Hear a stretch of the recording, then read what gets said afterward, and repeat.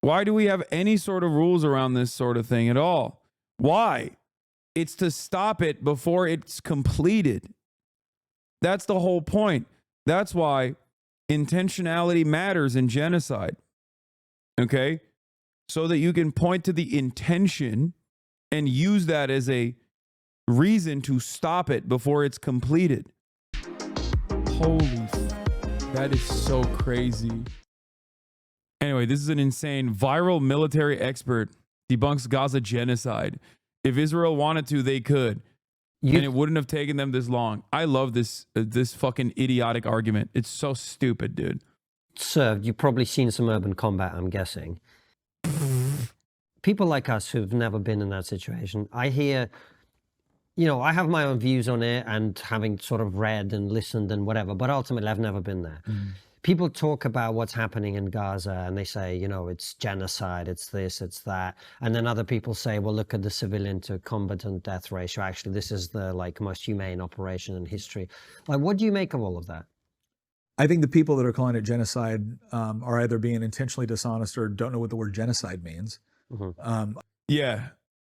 Special rapporteur for the occupied Palestinian territories, numerous international human rights lawyers, every single fucking international human rights organization. All of those guys are fucking stupid. Me, on the other hand, my dumb fucking hog ass knows what is up. Okay? Let me tell you something. I know a thing or two about genocide. Okay? I genocided some potatoes on my way over here earlier. I think that's very intentional on their behalf. When it comes to civilian casualties, there's a lot of people that like to do what I call Excel spreadsheet fighting. And what they do is they look at the Excel spreadsheet with Israeli military capability and Hamas military capability and say, why do they need to do all of this? Look how much more powerful they are. The reason why asymmetric warfare exists is when you have a weaker force that is attempting to utilize the strengths of the stronger force against them. So they're putting themselves in the best advantage possible. So I did a video on this. It's very simple. Israel does not need to drop a nuke on Gaza. The nuclear fallout would be devastating for Israel. Israel hasn't dropped one nuke on Gaza. It's dropped 5 nuke equivalents of munitions on Gaza already. It has virtually destroyed every aspect of Gaza. Okay? Completely. Israel also can't, immediately go in and kill hundreds of thousands of people in one fell swoop, because Israel can't continue doing that without American support. And if they were to do that, then the rest of the world and its pressure campaign would be insurmountable. It would be far too much for America to continue its song and dance to make it seem as though Israel is actually doing its very best. Okay? So there's still external pressures that they have to care about, which is precisely the reason why they're conducting a slow churn genocide with the ultimate purpose of permanent annexation and occupation. That's why they've partitioned Gaza into 2 parts, and they are currently conducting their final solution on North Gaza every single day. That's it. There's a reason why they have to lie and say human shields. There's a reason why Israel has to lie and say there was Hamas tunnels under the school. Why do they have to do that? Someone must ask that question.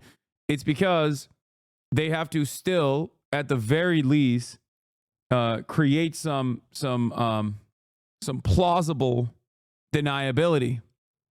Okay? Just like there is no reason for America to put a fucking pier in North Gaza, but they did it anyway. Why did they do that? Even though it was a demonstrable failure and cost $250 million. They did that because they wanted to say, well, we're trying our very best.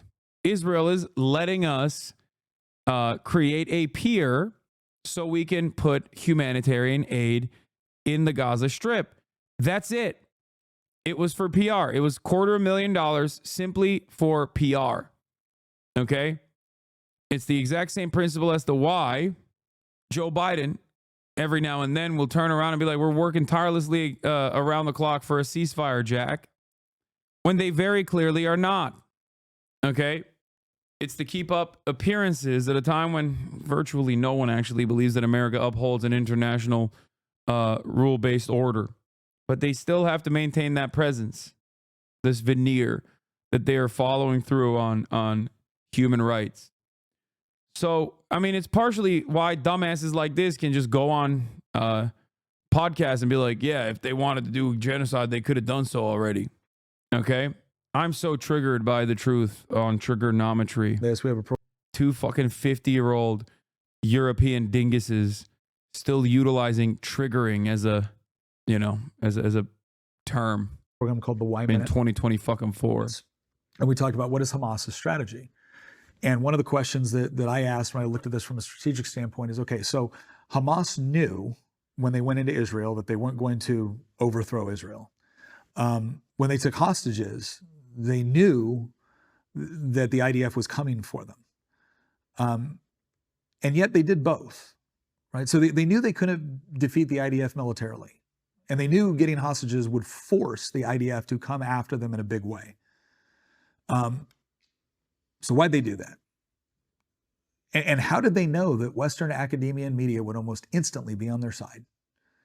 And the reason why is because they too are Hamas, Western academia, and so am I, and the Pope. Bro, this dude is about to blow a gasket thinking about Hamas. Look at the veins on his fucking skull. He was on Sean Evans' podcast. He thinks 9-month abortions are real. Oh my God. I can't listen to this fucking dipshit. But here's what Cavernicle had to say. Saying that a genocide isn't a genocide unless it's done as quick as possible is fucking insane. You want to start applying this to the Holocaust too? If Germany wanted to, they could have killed all undesirables quicker, right? Does that make a difference?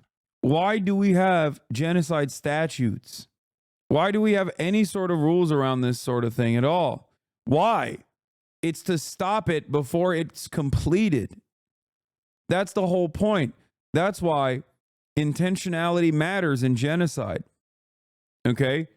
So that you can point to the intention and use that as a reason to stop it before it's completed.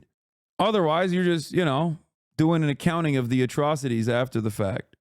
Lots of stories today, even from mainstream voices in Israel, about the idea of a permanent military rule in the north. The cabinet discussed 2 plans today: the pipe dream private logistics company plan proposed by Ron Darmer, and a plan for the IDF to take full control over distribution of aid. Seems like we're heading right towards permanent military law and settlement, especially with the incoming administration in Washington. Yes, that is precisely what they're pushing towards.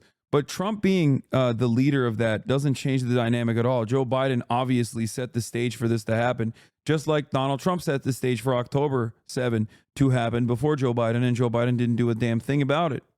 Remember, the goalpost always changes for defenders of Israel. At first, they said Israel would never bomb a school. Israel would never bomb a hospital. Then Israel bombed every hospital. They said, oh, well, the hospitals have Hamas tunnels underneath it. Then there were no Hamas tunnels underneath it, and they moved on to the next thing.